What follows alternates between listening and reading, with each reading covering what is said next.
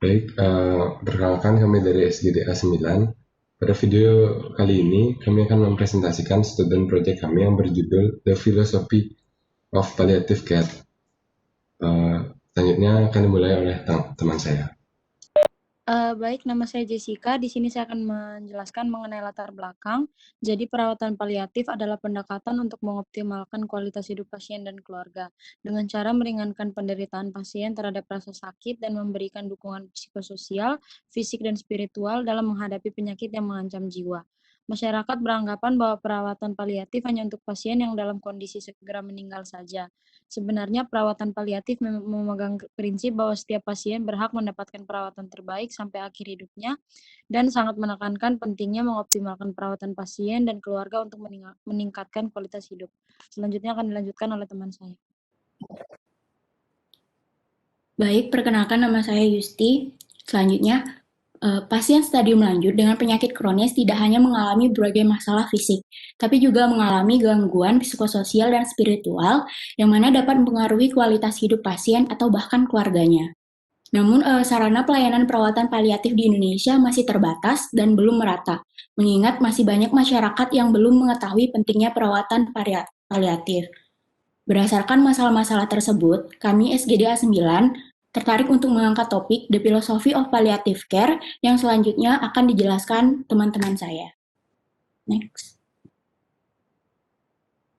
Baik, saya Utama akan menjelaskan definisi perawatan paliatif. Perawatan paliatif menurut Organisasi Kesehatan Dunia atau WHO adalah perawatan atau pendekatan yang bertujuan untuk memperbaiki kualitas hidup pasien dan keluarga yang berhadapan dengan penyakit yang mengancam nyawa dengan cara memperbaiki masalah fisik, psikososial, dan spiritual. Dan nantinya akan mencapai tujuan akhir dari perawatan paliatif adalah kematian yang bermartabat, kemudian kehidupan yang baik, serta duka cita yang baik.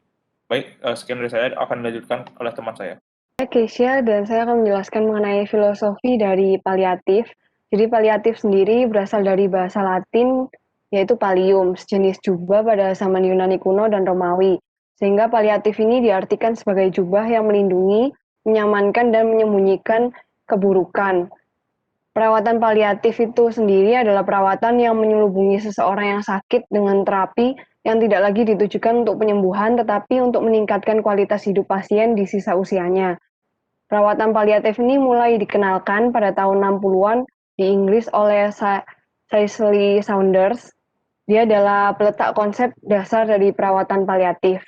Cicely ini banyak menghadapi pasien yang sakit parah dan sehingga tergerak untuk melakukan sesuatu bagi mereka.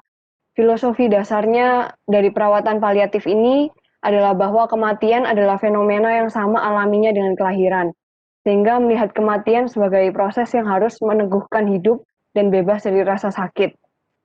Sampai saat ini ada sekitar 220 panti perawatan paliatif di Inggris dan lebih dari 8.000 di seluruh dunia. Untuk di Indonesia sendiri, perawatan paliatif ini mulai berkembang akhir-akhir ini. Dan pertama di Rumah Sakit Dr. Sutomo Surabaya, lalu di Jakarta, di Makassar, Yogyakarta, hingga sekarang juga ada di Denpasar. Perawatan ini dapat dilakukan secara rawat inap, rawat jalan, ataupun juga rawat rumah. Dan perawatan paliatif sendiri mempunyai karakteristik untuk mengurangi rasa sakit dan menghargai kehidupan, juga menyambut kematian sebagai proses yang normal. Ini tidak berusaha mempercepat atau menunda kematian, tapi membantu pasien untuk hidup aktif hingga akhir hayat, juga membantu keluarga pasien menghadapi situasi yang selama masa sakit dan kematian pasien. Sekian akan dilanjutkan teman saya. Baik, saya akan melanjutkan untuk prevalensi penyakit yang membutuhkan perawatan paliatif. Sebelumnya perkenalkan, nama saya Cynthia. Di sini, menurut data yang diperoleh dari Riskesdas tahun 2018, penyakit kronis yang mengalami peningkatan dari tahun 2013 ke tahun 2018, yaitu yang pertama ada kanker, meningkat dari 1,8% per mil tahun 2013 menjadi 1,8% per mil tahun 2018. Stroke meningkat dari 7% per mil tahun 2013 menjadi 10,9% per mil tahun 2018. Untuk diabetes mellitus meningkat dari 1,5% per mil tahun 2013 menjadi 2,0% per mil 2018. Lalu yang terakhir ada ginjal kronik, yaitu 2,0% per mil tahun 2013 menjadi 3,8% per mil tahun 2018. Baik, selanjutnya akan dijelaskan oleh teman saya. Terima kasih. Baik, sebelumnya perkenalkan saya Irfan. Di sini akan melanjutkan tentang perawatan paliatif di dunia. Di sini perawatan paliatif merupakan pendekatan sistem perawatan terpadu yang bertujuan untuk meningkatkan kualitas hidup pasien dan keluarga. Indikator tercapainya tujuan perawatan yaitu tercapainya aspek fisik, psikologis, sosial, dan spiritual. Perawatan paliatif di dunia, khususnya pada negara maju, sudah termasuk dalam program asuransi nasional, yakni perawatan pasien dengan diagnosis penyakit kronis atau stadium lanjut yang sudah sampai pada tahap yang tidak dapat diobati, lebih umum dilakukan di rumah dibanding di rumah sakit. Inggris merupakan salah satu negara yang berhasil mengembangkan pelayanan perawatan paliatif. Hingga saat ini, Inggris telah mempunyai 361 rumah sakit dengan tim spesialis perawatan paliatif, kemudian dikembangkan dengan meliputi hospice daycare serta hospice home care. Mungkin sekian perawatan paliatif di dunia. Lanjutkan oleh teman saya. Baik, perkenalkan nama saya Eka. Di sini saya akan menjelaskan mengenai jenis kegiatan perawatan paliatif. Jadi ada beberapa jenis kegiatan perawatan paliatif, yaitu yang pertama adalah penata laksanaan nyeri, yang dimana nyeri ini merupakan suatu rasa yang tidak nyaman sehingga mengganggu kehidupan pasien secara keseluruhan dan bila tidak teratasi dengan memadai dapat mengakibatkan suatu penurunan dari kualitas hidup. Jadi penata laksanaan dari nyeri ini dapat dilakukan dengan terapi farmakologi dan non-farmakologi. Untuk yang kedua ada penata laksanaan keluhan fisik lainnya. Jadi pada pasien yang perawatan paliatif ini, adapun ada gangguan selain rasa nyeri adalah gangguan pada sistem pencernaan, gangguan pada sistem pernapasan, dan gangguan pada sistem kulit dan lain-lain. Untuk yang ketiga ada asuhan keperawatan. Asuhan keperawatan paliatif dilaksanakan dengan pendekatan proses keperawatan yang dimulai dari tahap pengkajian sampai dengan melakukan suatu evaluasi dari keperawatan. Dan yang keempat ada dukungan psikologis. Beberapa bentuk dari sindrom psikologis pasien dengan penyakit terminal meliputi adanya ansietas, adanya depresi dan delirium. Dari pendekatan psikosomatik ini sangat cocok diterapkan pada pasien-pasien yang mengalami suatu perawatan paliatif. Baik, sekian dari saya, bisa dilanjutkan oleh teman saya.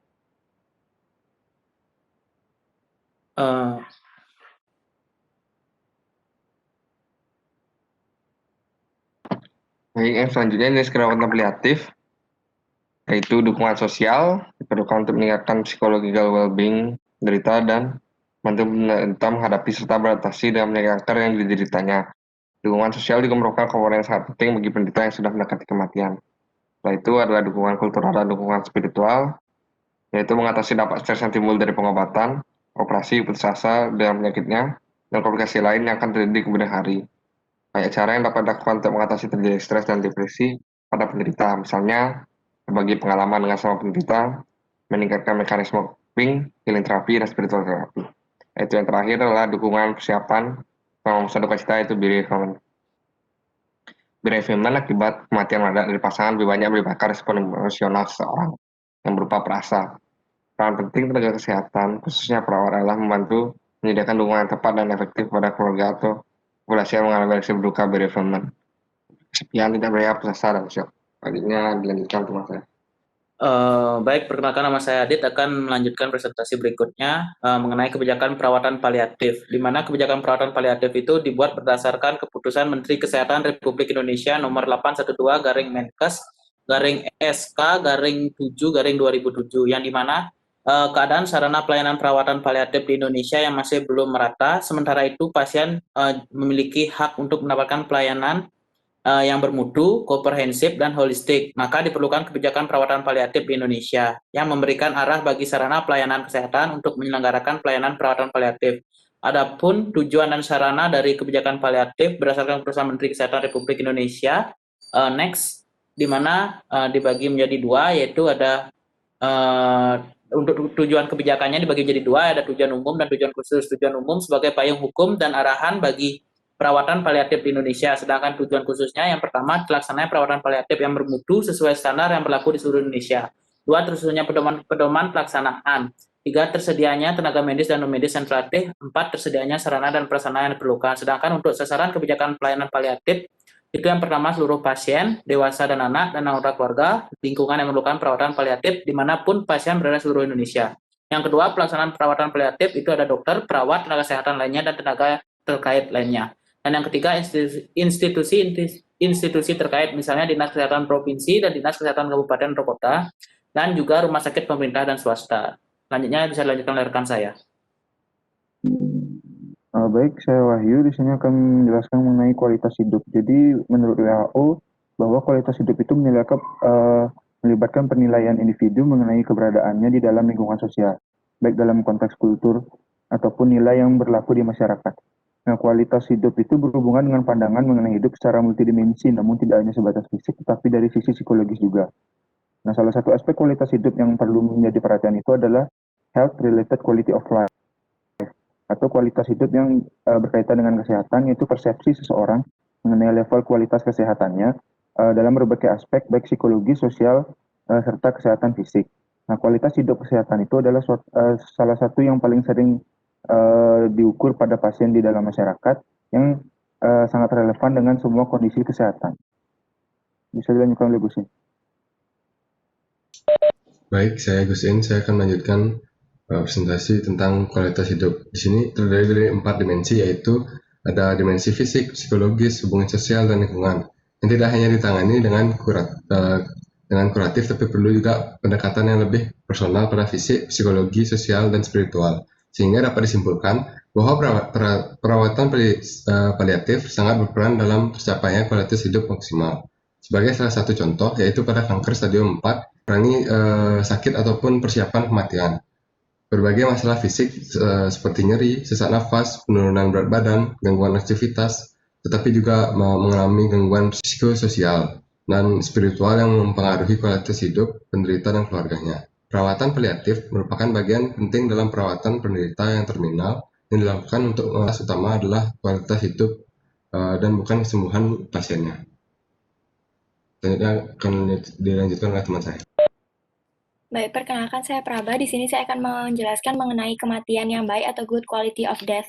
Jadi berdasarkan Institute of Medicine mengatakan bahwa kematian yang baik merupakan sesuatu yang bebas dari kesusahan dan penderitaan yang bisa dihindari untuk pasien, keluarga, dan caregiver.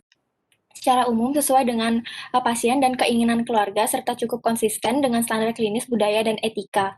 Adapun 11 tema inti yang terkait dengan kematian yang baik berdasarkan penelitian dari American Journal of Geriatric Psychiatry, yaitu yang pertama ada memiliki kendali atas proses kematian tertentu, statusnya bebas dari rasa sakit, keterlibatan dengan agama atau spiritualitas, mengalami kesejahteraan emosional, memiliki kelengkapan atau warisan hidup, memiliki pilihan dalam prevensi pengobatan, merasa bermartabat saat proses sekarat atau menjelang kematian, ditemani oleh keluarga dan mengucapkan selamat tinggal, kualitas hidup yang baik selama proses sekarat atau menjelang kematian, hubungan yang baik dengan penyedia layanan kesehatan, serta kategori lain seperti budaya, memiliki hewan peliharaan di sekitar, biaya perawatan kesehatan, dan lain-lain. Di sini yang bertugas yang paling penting dalam melancarkan tahapan ini adalah peran tenaga medis dengan cara mengkomunikasikan secara efektif untuk memastikan tujuan atau bagaimana pasien ingin memiliki kematian yang baik tersebut. Baik, selanjutnya akan dijelaskan oleh teman saya. Baik, berdasarkan presentasi tersebut, sebelumnya perkenalkan saya Winda. Berdasarkan presentasi tersebut dapat ditarik kesimpulan bahwa perawatan paliatif menurut WHO merupakan perawatan atau pendekatan yang bertujuan untuk memperbaiki kualitas hidup pasien dan keluarga yang berhadapan dengan penyakit yang mengancam nyawa dengan cara memperbaiki masalah fisik, psikososial, dan juga spiritual. Kemudian perawatan paliatif sendiri ini mulai dikenal pada tahun 60-an di Inggris oleh Shirley Saunders, dan berkat jasa beliau saat ini sudah ada sekitar 220 panti perawatan paliatif di Inggris dan lebih dari 8.000 di seluruh dunia, termasuk di Indonesia yaitu di RSUP Sanglah. Kemudian adapun jenis kegiatan perawatan paliatif yaitu penata laksanaan nyeri, penata laksanaan keluhan fisik, asuhan keperawatan, dukungan psikologis, dukungan sosial, dukungan kultural dan spiritual, dukungan persiapan dan selama masa duka cita. Kemudian untuk kebijakan dari perawatan paliatif sendiri di Indonesia ini sudah diatur dalam Keputusan Menteri Kesehatan Republik Indonesia nomor 812/Menkes/SK/7/2007 sehingga dengan adanya kebijakan dapat dijadikan pedoman dalam memberikan pelayanan perawatan paliatif. Baik, sekian presentasi dari SGDA 9. Terima kasih.